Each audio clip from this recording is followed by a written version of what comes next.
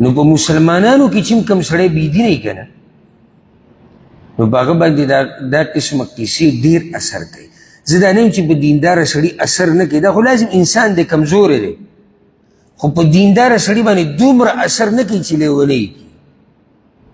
په دینداره سړي دومره اثر نه کوي چې دی پکې د خپل رب هیر کي او پیغمبر هیر کي او دین هیر کي او هر څه هیر کي. داسې اثر په دینداره سړي باندې نه کوي. نور خو انسان دی، لازم دا ټینشن، دا غم، دا مصیبت، دا سوچ او فکر دا خو پیغمبرانو ته هم راغلی، دا خو صحابه کرامو ته هم راغلی. خو د مسلمان دا ټینشن او سوچ او فکر د دینداره مسلمان دا هم په حدودو کې دننه ځان لیونی کوي نه. او ته به څه وکړي که ځان لیونی کوي؟ زه تاسو نه سوال کوم، څه به وکړي؟ څه به وکړي؟ مسله به کمه شي؟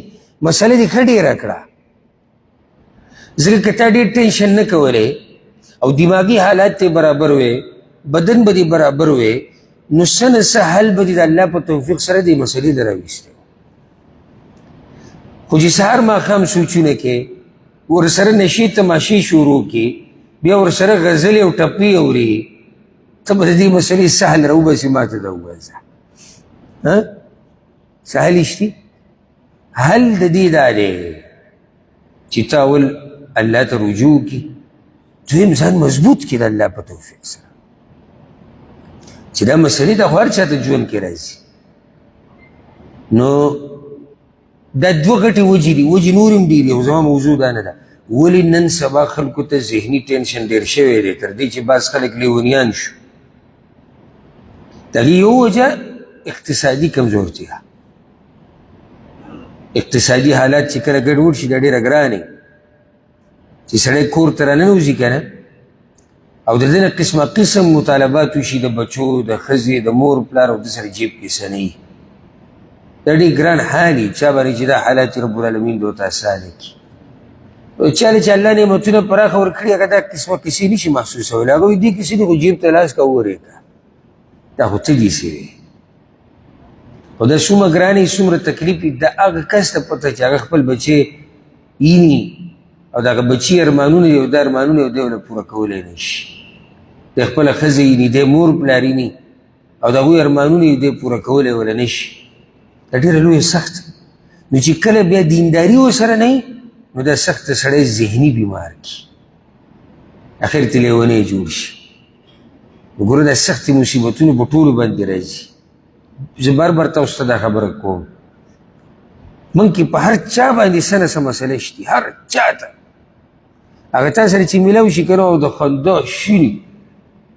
نو زموږ دا خلک څه وایي پښتانه حالات وي که څه برابر دي، په زړه یې غم نشته. ته ترې څه خبرې کیدای شي هم په دې خندا کې دې غمونه پټوي. او بل دا چې ولې ته څه الله مقرر کړی دې دپاره چې تا ته به خلک خپل غمونه بیانوي. بله هغه دینداره سړی دی، مسلمان سړی دی، په خپل رب ایمان او یقین مضبوط دی، ورته پته ده چې په دې خندا سره، په دې مسکا سره، په دې شکر سره، په دې د الله بندګۍ سره زما دا غم کمیږي. نو ستا ته کیلو تا ته ووایي چې وروره ما ته دا غم دی، ته به څه وکړي؟ کیدای شي ته الټه په ده پورې مسخرې شروع کړي، په دې غمونو پورې خاندي. ځکه ګوره هر وخت د الله شکر ادا کوه، او داسې شکر د الله ادا کوه که نه، داسې ژوند تېروه چې کتونکی دې ویني هغه وایي چې دی څه موړ دی. مه کوه د شکوې شکایتونه چاته، الا دا چې یو ځای راغی یو مسله راغله ته چاته خپله خبره کې، جدا مسله ده. نور عام چاته شکوې شکایتونه مه کوه. او بیا درته د زړه خبره وکړه، زه په خپله پښتن یم الحمدلله، پښتنو ته خو یې بالکل مه کوه. ځکه چې هلته ملک کې، خصوصا ملک کې د مقابلې یو فضا جوړه ده. تعلیم دی که نه دی؟ هلته ټوله مقابلې، زه د ده نه مخکې شوی، دی د ده نه مخکې شوی، هغه د ده نه مخکې شوی. نو په داسې حالاتو کې چې ته بیا چاته دا وایي چې یاره ما ته دا مسله ده، نو بعض به پکې داسې، بعض ټول نه یادوم، بعض به پکې داسې چې په دې به خوشحاله شي. که نه زما دا خبره غلطه ده، ټوله یو مقابله روانه ده.